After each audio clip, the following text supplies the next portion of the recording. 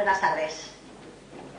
Soy María del Prado Esteban, autora, junto con Félix Rodrigo Mora, del libro Feminicidio o autoconstrucción de la mujer.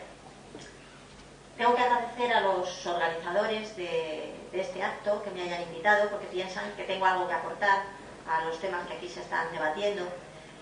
Yo me considero una persona muy comprometida con la infancia, primero como madre de 3 hijas, después como educadora, que paso mi vida casi todos los días, ¿no?, rodeada de niños en su primerísima infancia, entre los 0 y los 3 años, por militante, maternalista o pro maternidad, que lo he sido siempre, y además creo que por ser humano, es decir, porque ningún ser humano puede no sentirse concernido por la destrucción que se está llevando a cabo en este momento del primer hábitat de la vida, ¿no?, del primer hábitat de las personas, de los seres humanos, ¿no?, de los niños.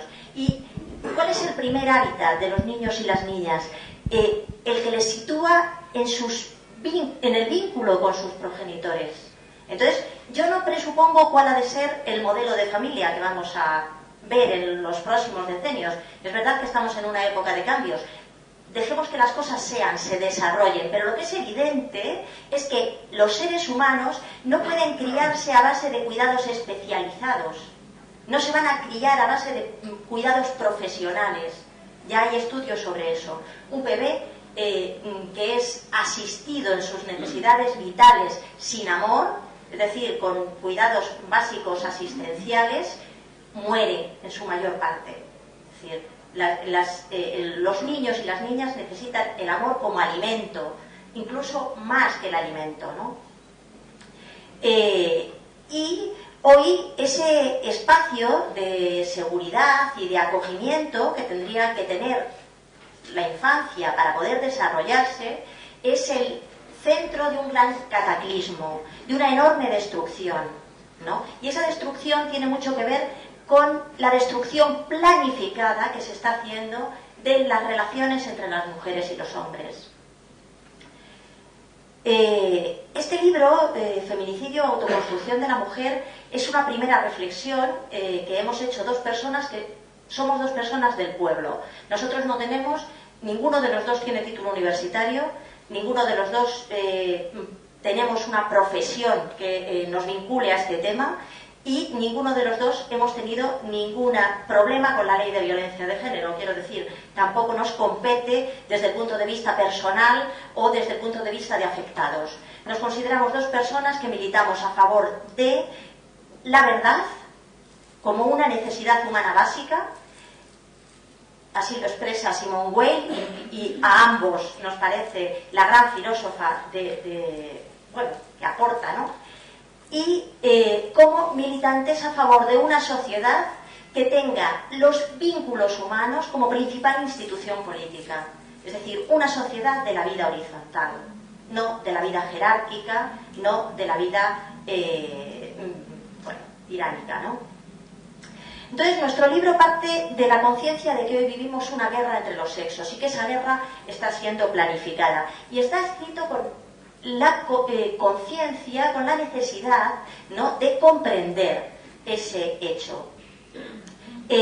Muchas personas están viviendo esa situación, ¿no? Se está viviendo como una pesadilla, y sin embargo no siempre se comprende. Comprender es muy necesario, porque cuando no se comprende hay un camino muy fácil, que es el resentimiento, que es el victimismo, ¿no? Vivimos una sociedad de los victimismos, y el victimismo es el origen, ¿no?, de todos los genocidios. Es el origen de todas las operaciones liquidacionistas, exterminacionistas, de las que hemos conocido tantas en el siglo XX. Salir del victimismo solo se puede salir o solo se puede superar a través del entender, de comprender las cosas como son. Y creemos que este conflicto, que esta guerra no se puede comprender sin entender su gestación, sin entender su desarrollo, es decir, su proceso histórico. Por eso, nuestro libro, que está pensado para entender el presente, para entender esta época, trata sobre el pasado y sobre la historia.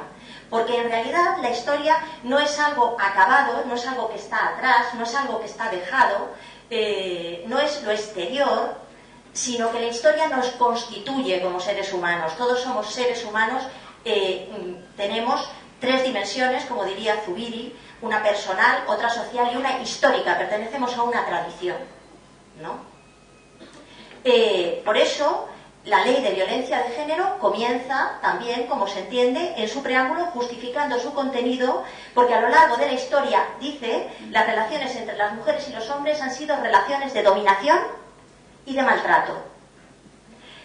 Y entonces nos dicen que esta ley se dirige a castigar y corregir ese agravio, esa afrenta que se nos ha hecho a las mujeres, y que deriva de la condición machista del pueblo, es decir, de la tradición, de la cultura, y por lo tanto se dice es estructural.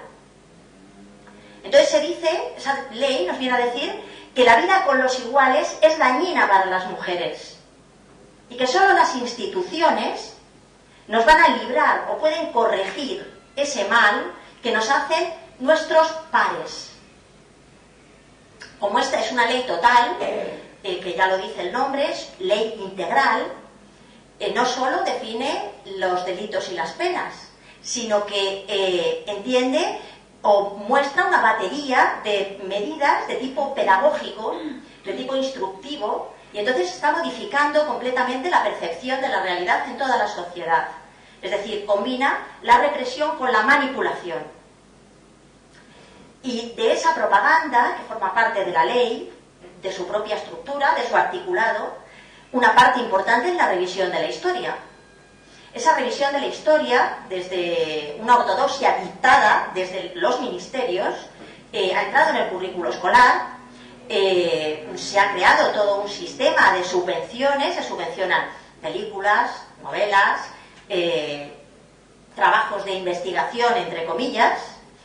Se ha becado a miles de personas para que digan y repitan permanentemente que la historia es la historia del maltrato a las mujeres, que el matrimonio y la familia son el lugar, el espacio en el que las mujeres han sido violentadas y han sido sometidas.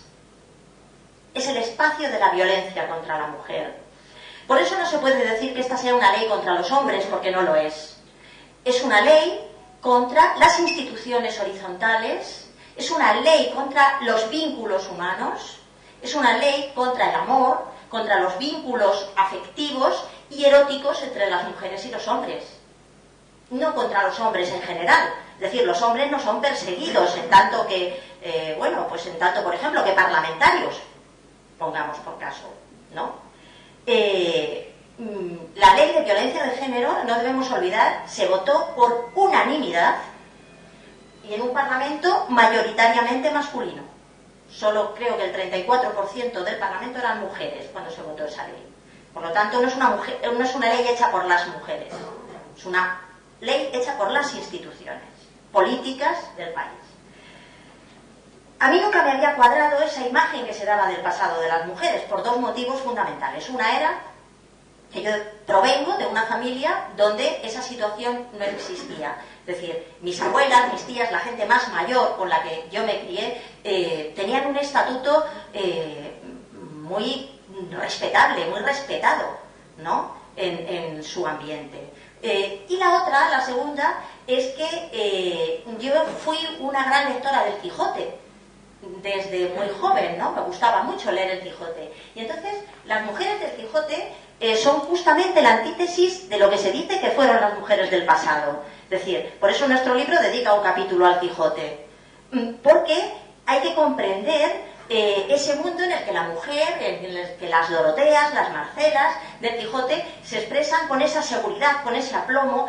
Son mujeres sin complejos y son mujeres que demuestran que en el pasado lo femenino valía tanto como lo masculino y no tenía que desfeminizarse para dotarse de valor. Es decir, no tenía que masculinizarse para ser valioso. Las mujeres del Quijote se expresan como mujeres. Entonces, Eso fue así en el pueblo. Entonces, las teorías que difunde la industria del sexismo institucional no se demuestran, solo se repiten. Pero da igual, porque ellos tienen una ley y han invertido la carga de la prueba. Es decir, nosotros teníamos que demostrar que lo que dicen es mentira, aunque ellos nunca habían demostrado la veracidad de lo que dicen. Es decir, solamente han repetido. Bueno, nuestro libro por eso es un libro bastante difícil, está muy cargado en la parte de datos, en la parte de análisis muy concretos, ¿no? Tiene, bueno, bastante carga fáctica y pienso que deja bastante maltrecha la ortodoxia institucional, ¿no? Pero lo cierto es que no deja de ser una gota de agua en un mar de mentiras, ¿no? Pues nuestro libro es un libro muy artesano, que tiene una distribución muy precaria, nunca entrará en los grandes circuitos de la industria editorial, etcétera, etcétera. Bien, está ahí. Nosotros hemos hecho lo que hemos podido. Sobre todo nuestras conclusiones al respecto son bastante inquietantes. Porque lo que se demuestra, creo, después de leer el texto, es que este problema que tenemos aquí ahora no es un error, no es una equivocación y ni siquiera es un disparate, ¿no?, de alguien que se ha vuelto loco. Esto es un designio y hay una voluntad detrás, hay una estrategia. Y esa estrategia se ha desarrollado sistemáticamente en los últimos 200 años. Es decir, la guerra entre los sexos no empezó en 2004, sino más o menos allá por 1812. Y el precedente, digamos, más cercano es el Código Civil de 1889, es decir, la guerra entre los sexos no se inició con la prevalencia y el privilegio a las mujeres, sino con la prevalencia y el privilegio a los hombres. Pero que no fue desarrollado por los hombres, sino igualmente por las instituciones del Estado, ¿no? El Código Civil de 1889 se publicó cuando todavía los hombres del pueblo no tenían voto. Les dieron el voto un año después, pero todavía el voto era censitario.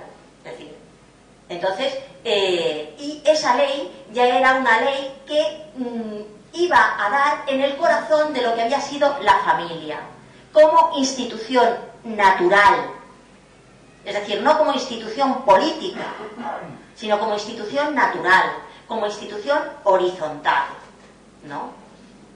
Bueno, a partir de ahí se ha continuado permanentemente utilizando las leyes, las instituciones, las ideas, las estructuras en las que vivimos, ¿no? Porque en realidad el enemigo no eran las mujeres entonces ni los hombres ahora. El enemigo es la existencia de un sujeto social, ¿no?, llámese pueblo, que no debe existir, y para eso hay que destruir todas sus instituciones.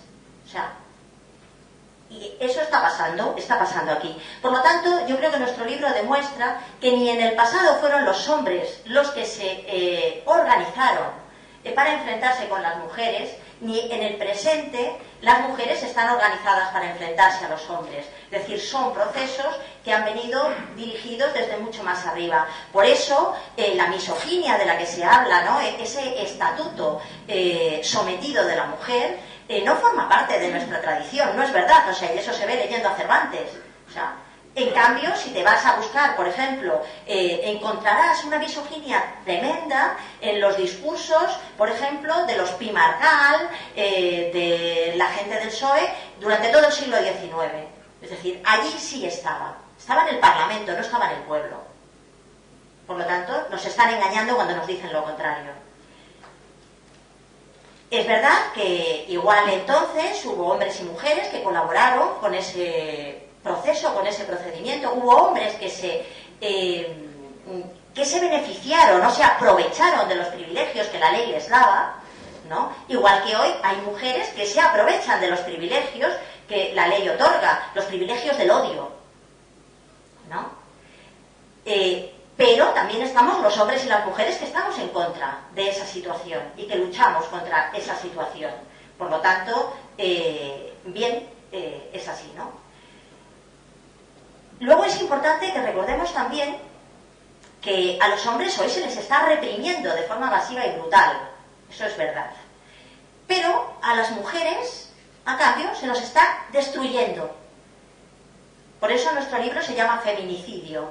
Porque ¿qué queda de un ser humano cuando te dicen que no has sido nada a lo largo de la historia? Que nunca fuiste nada. Que nunca fuimos protagonistas de nada, solo víctimas. Solo objetos, nunca sujetos de los sucedidos. Es decir, ¿qué queda de un ser humano cuando se te dice que no tienes capacidades, que has dependido siempre de otros y seguirás hoy dependiendo de que te defiendan las instituciones, porque por nosotras mismas somos cero? Bueno, pues es una forma absolutamente destructiva. Entonces, desde nuestro punto de vista, hoy las mujeres estamos infinitamente más sometidas que en el pasado. Es decir, es un proceso ascendente de destrucción, de limitación, de sometimiento. Luego se está destruyendo, claro, a millones de niños y niñas que están obligados a crecer en el odio, en medio del odio. O sea, en un lugar en el que no puede haber crecimiento, en el que no puede haber vida, ¿no? Se les está adoctrinando desde la más tierna infancia para que entren en el enfrentamiento entre ellos más adelante. Entonces, estamos ahora mismo a las puertas del triunfo definitivo de un modelo de sociedad absolutamente monstruosa. O sea, una sociedad de la devastación de lo humano, de nuestras instituciones humanas, de nuestras capacidades humanas, de los elementos básicos, de los vínculos, del amor. Es decir, todo esto está desapareciendo. O sea, nos dirigimos a una sociedad de seres solitarios y vulnerables y enfermos. Y no solo enfermos afectivamente, se está dañando de una forma monstruosa nuestra inteligencia, porque ya no somos capaces de ver la realidad. Nos han destruido la capacidad de ver y entender la realidad, y entonces ya se ve todo a través del prisma deformado de las consignas. Vivimos en una sociedad orwelliana. Es decir, se está reescribiendo la historia, se está reescribiendo nuestra propia biografía, ¿no?